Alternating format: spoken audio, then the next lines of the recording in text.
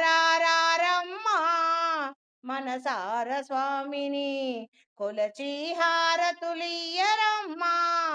అర్చన చేద్దాము, మన మనసును అర్పణ చేద్దాము. అర్చన చేద్దాము, మన మనసును అర్పణ చేద్దాము.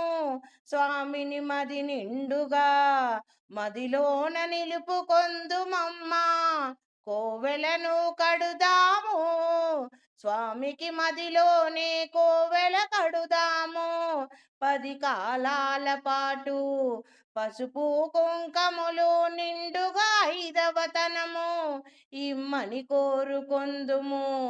రారండి మగువలారా మనసార స్వామిని కొలచి హారతులియ్యరమ్మా మన గణనాథునికి.